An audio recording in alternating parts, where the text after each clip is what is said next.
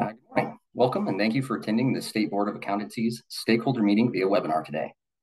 The date is Friday, September 13th, 2024, and the time is 9:02 a.m. Before we get started, we'd like to introduce the staff members from the Division of Professions and Occupations that are present. My name is Nate Brown. I'm the regulatory analyst for the division. Also attending from the division are Karen Phelan, the program director, and Maria Rasconarana, regulatory coordinator. The division has transitioned to a platform that is 100% virtual, and we appreciate your flexibility. As many of you have been to DORA stakeholder meetings before, we would like to reiterate the importance of your comments today. DORA makes decisions every day that may affect your life and your business, so your input is vital in the rulemaking process. Throughout this process, our goal is to create regulations that clarify and explain legislation, ensure minimum competency to enter and continue practice, and provide only what is absolutely necessary for consumer protection without creating unnecessary barriers to the marketplace. Your input will be part of the information that goes to the board as it considers adopting revisions to the rules. Specifically, today we will discuss proposed changes to Rule 1.5, education requirements for examination and certification, 1.7, experience requirements for certification, and 1.8, requirements for certification. This meeting is being recorded and will be posted to the board's website by the close of business on Monday. As this stakeholder meeting is held solely by webinar, please raise your hand by using the hand icon if you would like to speak, and we will unmute your line so you will be heard by everyone, or you can type your comment in the question section and we will read it aloud. Before we start taking comments, I want to ask that anyone providing comments please state your name and the name of the organization that you represent, if any. Feel free to provide either general comments on the rule changes or specific comments on the proposed language. Please limit your comments to no more than 3 minutes. We will have a timer on screen for you to track your time. And try not to repeat something that was already said. Stating you are in full agreement with someone else works just fine and will be noted. If you are using the audio through your computer, please remember to put any phones on vibrate or turn them off. And whether you are using computer or phone audio, try to keep background noises to a minimum when speaking. Okay, and with that, we can start taking comments. Anytime you are ready, just put your hand up. We will unmute you, like I said, and we'll have that 3 minutes.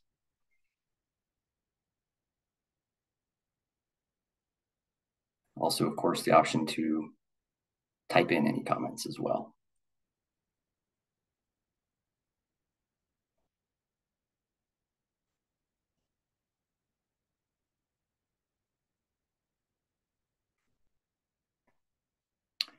Okay, the first hand I see was Sharon Lasser.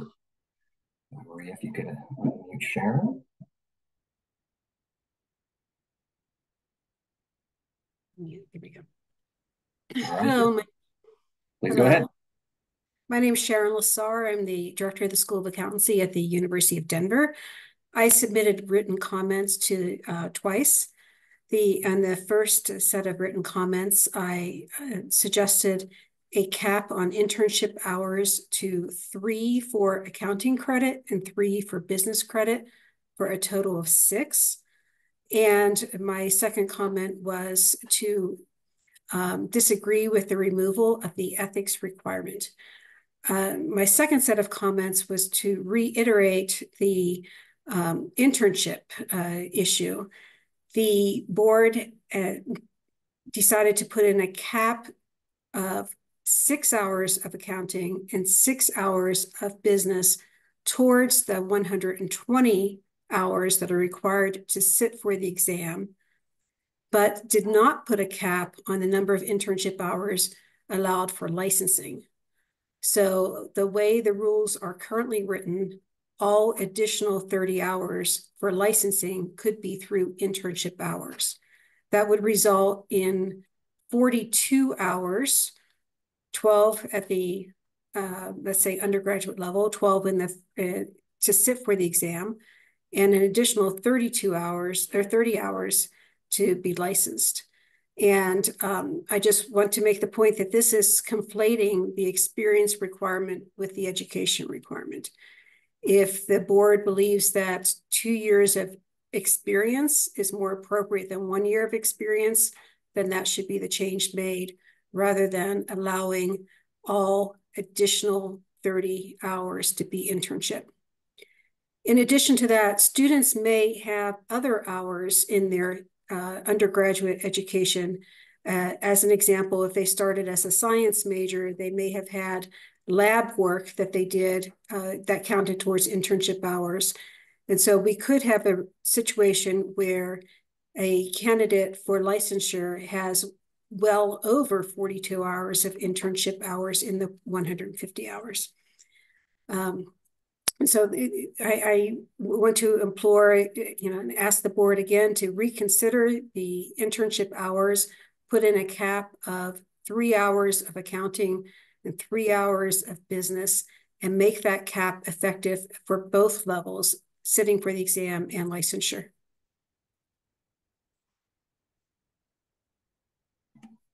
I'll take any questions if anyone has any. We really appreciate your comments. Thank you so much. I think we will move on at this point. Next hand I see is Michael. I will apologize for any mispronunciation of anybody's name, but Michael Cranky, please yes, go ahead. Can you hear me? Yes, sir. Please go ahead. You'll have 3 minutes. I guess I want to reiterate the comments I made in my December 15th, 2023 letter to the board that in part at least prompted this discussion at their January board meeting. I continue to believe an ethics requirement for licensure is not needed. Some of the comments with Mr. Giordano or Mr. Saltzman, they're talking about why it's good and needed, but I think then rely on, but only if it's a high quality course where you're really getting deep and teaching people morals.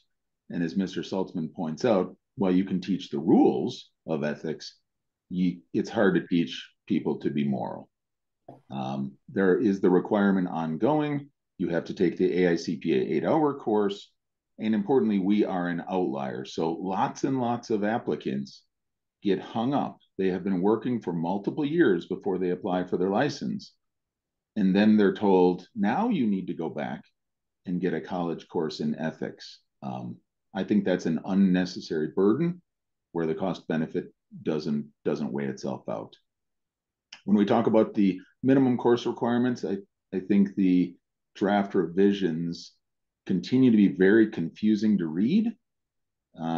If you go back to a more simplified list, in my letter, Appendix A and Appendix B provide 2 examples. One where you provide the minimum requirements right in the rules, and then you can provide example topics in the board's policies.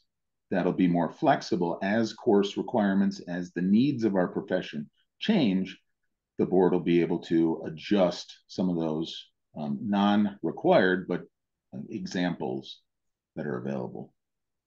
I absolutely think there should be singular counting of an activity that you take.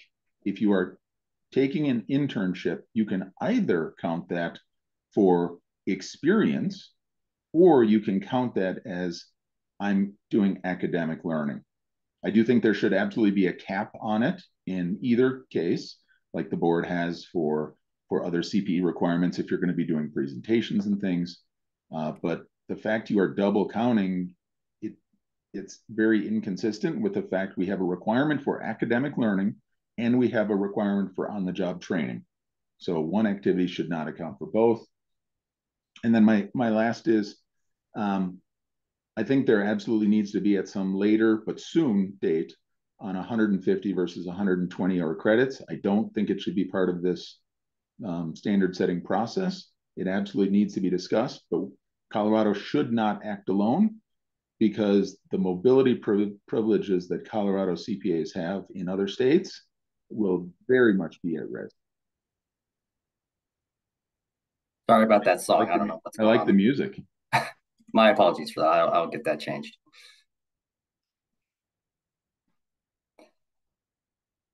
And thank you for your comment. I really appreciate that. Next up, we have Joshua Neal.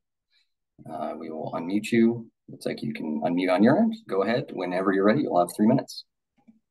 Thanks, Nate. So yeah, my name is Joshua Neal. I am the faculty director of the MS Accounting and MS Taxation programs at the University of Colorado at Boulder. I have also submitted written comments twice, once back in March by myself and once earlier this week in tandem with our current division chair, Professor Steve Rock. I want to echo Sharon's concerns and support those along the lines of the internship hours and the ethics course requirement. I think as we were reviewing some of the draft rules, we pointed this out in our written comments, but the word ethics is used 28 times. And so in comparison, the word taxation or tax, I think, was used 30 times or so. And so while I do agree with Michael's point that you cannot fully teach someone to be moral, I do think there is tremendous value in a formal education and introduction into some of the ethical issues our students might face. And so I'm in support of that. In terms of what I would add to the conversation, we've noticed and pointed out that we are now moving towards requiring 6 hours of introductory accounting. And that is a shift from a maximum of 6 hours of introductory accounting. And I would just like to point out that the University of Colorado does not have 6 hours of introductory accounting. And we have not for at least since the 90s that I know of. And so I would just strongly suggest that we reconsider requiring 6 hours of accounting at the intro level instead of limiting it there. I think limiting it makes more sense. If we think about it, if we're requiring 33 hours of accounting, for example, currently, and our students at Leeds are only getting 3 hours of intro, that means they're getting 30 hours of upper level accounting as opposed to only 27 had they taken 6 hours of intro. So that's the main thing I want to add here today is this is a fairly large deal for us at Boulder. And I don't know that I don't see the logic behind the requirement of 6 hours of intro.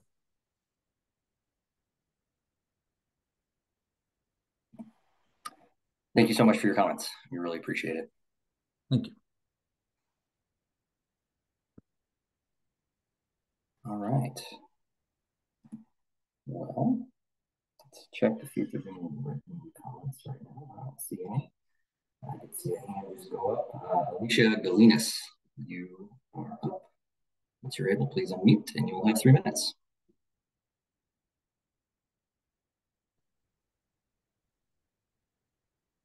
Good morning. This is Alicia Gelinas, and I'm the CEO at the Colorado Society of CPAs and appreciate the opportunity to provide verbal comment today. I have submitted 2 comments on behalf of the Society in regards to the rules changes and appreciate the integration into the marked comments. In response to a couple of the comments made today, I just wanted to highlight a couple of things that has been captured in previous communications. One, I know that there were strikeouts in the definition of a bachelorate degree being defined based on 120 hours.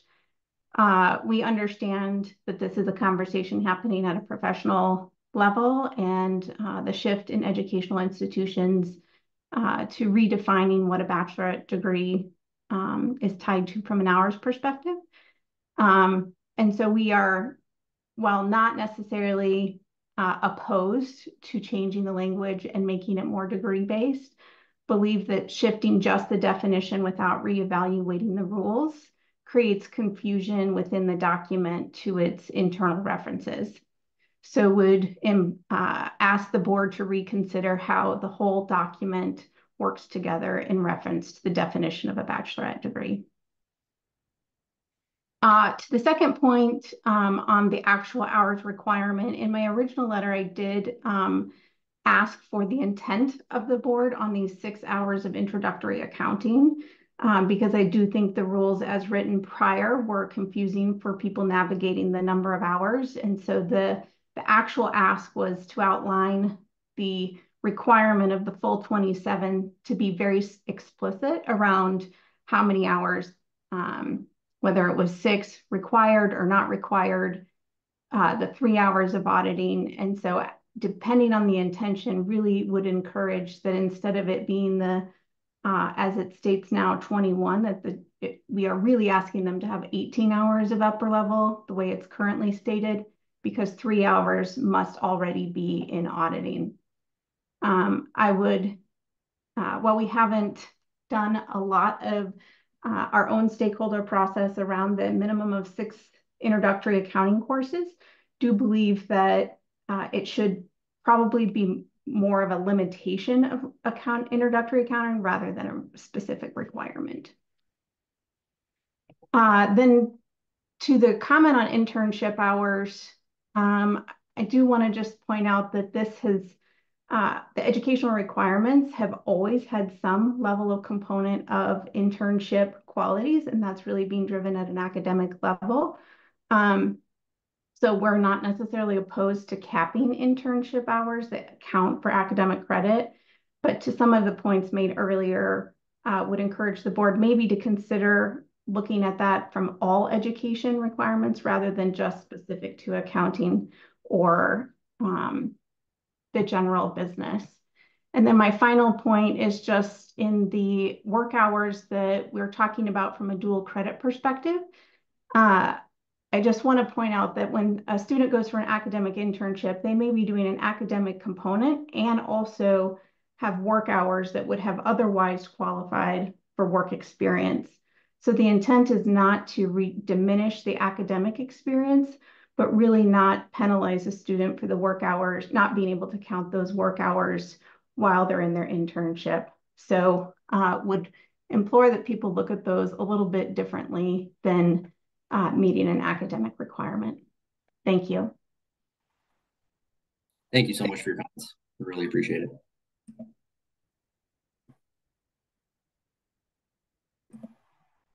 Okay, let's check Q&A. Don't see any written comments at this point.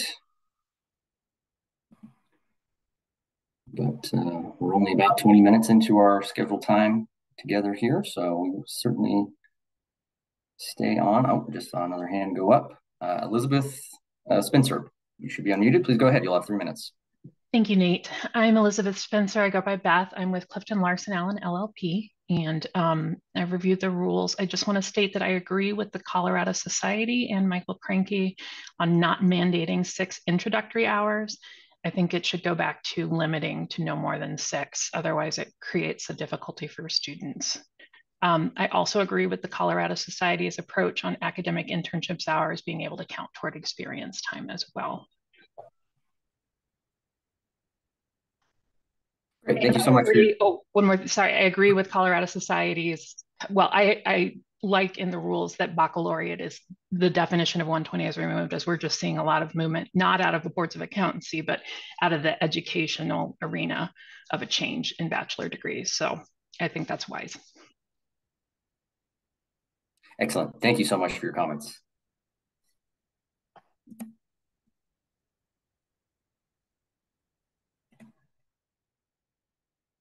All right.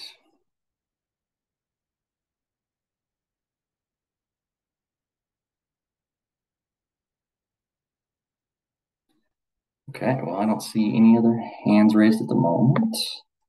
No written questions. But like I said, we have about 40 minutes left of our scheduled time, so feel free to take your time, gather your thoughts, type out your question, whatever it might be.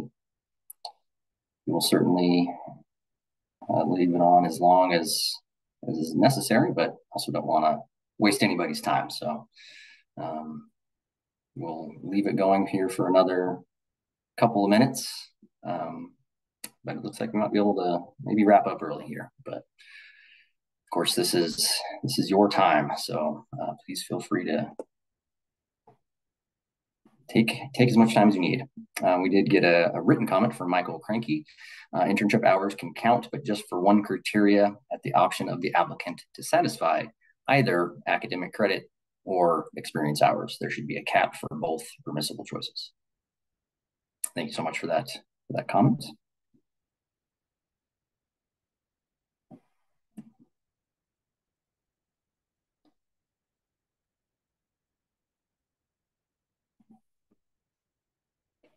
Don't see any additional hands raised at the moment.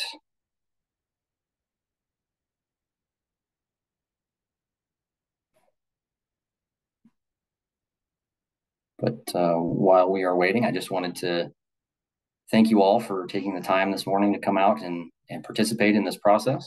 We really couldn't do what we do here at DPO without the input of stakeholders. You all are subject matter experts in this field, and we really prize and appreciate the input of the public and stakeholders. It helps us make the best possible rules and regulations that we can, so that everything works and is efficient and keeps the public safe. So really wanted to extend my appreciation for everyone taking the time. I know it's Friday morning and maybe not necessarily the thing you'd want to be doing, but we really appreciate it.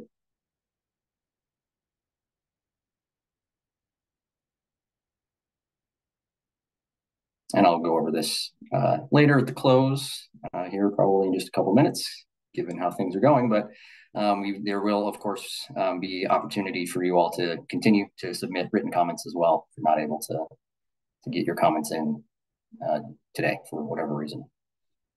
But we will keep the line open for maybe another minute or two to see if anybody else has any comments or questions right now for us. But otherwise, I think we can maybe wrap up a little bit early.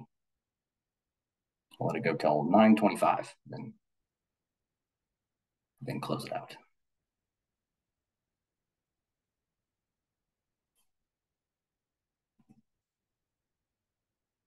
Still don't see any additional written questions.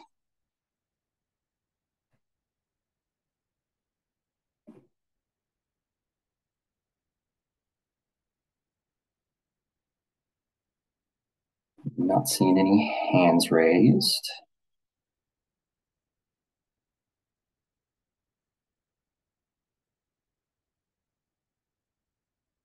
Okay. Well, in that case, I will wrap us up. Okay. Thank you so much for participating in today's meeting. As part of this collaborative process, all comments and program recommendations will be provided to the board for review before the next board meeting on October 16th, 2024.